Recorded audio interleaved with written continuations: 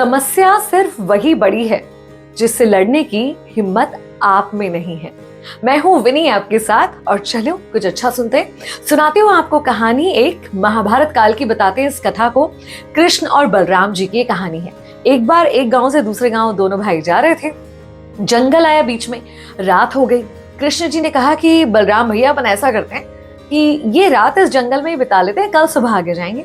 उन्होंने कहा कैसी बात करो, बड़ा घना अंधकार वाला और खतरनाक जंगल है ये। जंगली जानवर, राक्षस, दानव सब हैं यहाँ पर और तुम यहाँ रुकने कह रहे हो कन्हैया।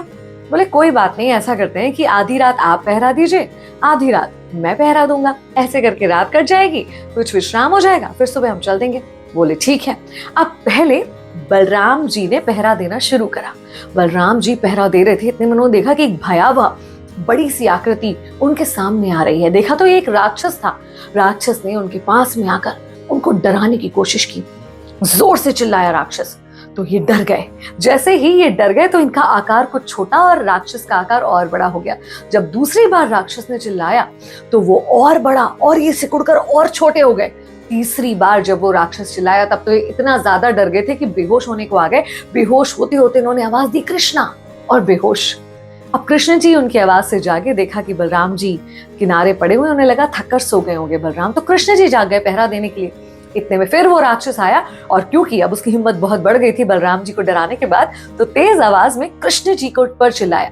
लेकिन कृष्ण जी जरा भी नहीं डरे, बल्कि उस पर जोर से चिल्ला के क्या हुआ, क्या चाहिए तुम्हें। अब बस कृष्ण जी के चिल्लाते ही उस राक्षस का आकार छोटा और कृष्ण जी का आकार बड़ा हो गया। जब उसने दोबारा कृष्ण जी को डराने के लिए चिल्लाने का प्रयास करा, कृष्ण जी फिर भी नहीं डरे, तो कृष्ण जी का आकार और बढ़ा और उस राक्षस का आकार और छोटा हो गया। उसने कहा एक और प्रयास करूंगा। तीसरा और आखिरी प्रयास जब उस राक्षस ने करा और कृष्ण जी नहीं डरे, तब कृष्ण जी का आकार और बढ़ा और राक्षस सिकुड़कर बिल्कुल छोटा हो गया। सुबह हुई, अपने गांव की तरफ जब चलने लगे तो बलराम जी ने बताया कृष्ण जी को कि तुमको पता है रात में एक बहुत बड़ा राक्षस आया था, वो तो हम दोनों को मार ही डालना चाहता था।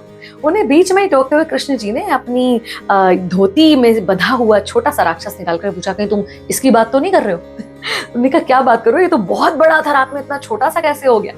तब कृष्ण जी ने उन्हें समझाया जो बात हमें और आपको सबको समझनी चाहिए। जो आपके सामने कोई समस्या आएगी और आप उसका सामना करने की जगह उससे डर जाएंगे तो समस्या बड़ा रूप ले लेगी।